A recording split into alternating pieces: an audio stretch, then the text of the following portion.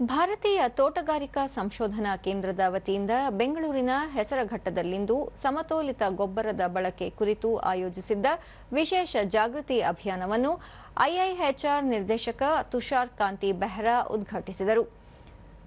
ICAR ಹಾಗೂ IIHR ಪ್ರಧಾನ ವಿಜ್ಞಾನಿಗಳಾದ ಡಾ ಸಿ ವಾಸುಗಿ, ಡಾ ಜಿ ಸೆಲ್ವಕುಮಾರ್, ಡಾ ರಾಧಾ ಮತ್ತಿತರರು ಉಪಸ್ಥಿತರಿದ್ದರು. ಈ ವೇಳೆ ಸಮತೋಲಿತ ಗೊಬ್ಬರದ ಮಾದರಿಗಳನ್ನು ಪ್ರದರ್ಶನಕ್ಕೆ ಇಡಲಾಗಿತ್ತು.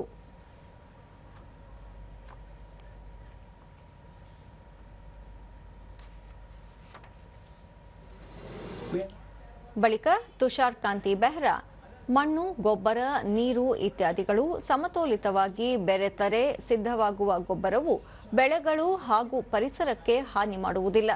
ರೈತರು ಇಂತಹ ಸುಧಾರಿತ ಪರ್ಯಾಯ ಸಾವಯವ ಮಾದರಿಯ ಗೊಬ್ಬರಗಳ ಬಳಕೆಗೆ ಒತ್ತು ನೀಡಬೇಕು ಎಂದು ಕರೆ ನೀಡಿದರು.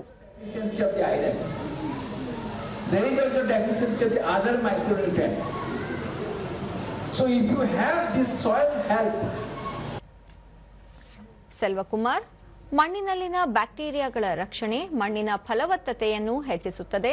ರೈತರು ಮಣ್ಣಿನ ರಕ್ಷಣೆಗೆ ಮುಂದಾಗಬೇಕು ಎಂದರು. ಎಲ್ಲಿ ಹಾಕಬೇಕು, ಬುಡಕ್ಕೆ ಹಾಕಬೇಕು. ಯಾವಾಗ ಹಾಕಬೇಕು? ನಾಟಿ ಮಾಡಿದ ಮೇಲೆ, ಇಲ್ಲಾಂದ್ರೆ ಒಂದು ಬೀಜ ಹಾಕಿದ ಮೇಲೆ ಒಂದು 7 to 10 ದಿನ ಒಳಗಡೆ ನೀವು ಬುಡಕ್ಕೆ ಹಾಕಬೇಕು. ಯುವ ವಿಜ್ಞಾನಿ ಕೀರ್ತಿ, ಹಸಿರೆಲೆ ಗೊಬ್ಬರ ಬೆಳೆಗಳ ರಕ್ಷಣೆಗೆ ಉತ್ತಮ ಪೋಷಕಾಂಶ ಒದಗಿಸಲಿದೆ ಎಂದು ಹೇಳಿದರು. ನೋಡಿದಾಗ ರೈತರುಗಳು ಸರಿಸುಮಾರು ಒಂದು 100ರಿಂದ 150 ರೈತರುಗಳು ಭಾಗವಹಿಸಿದ್ರು. ಮತ್ತು ಅವರು ಸುಮಾರು ಅವ್ರಿಗೆ ಇರುವಂತಹ ಒಂದು ಡೌಟ್ಸ್ಗಳು ಏನೇನಿತ್ತು ಅದನ್ನು ಕೂಡ ನಾವು ವಿಜ್ಞಾನಿಗಳು ಅದನ್ನ ನಿವಾರಣೆ ಮಾಡಿದ್ದೇವೆ.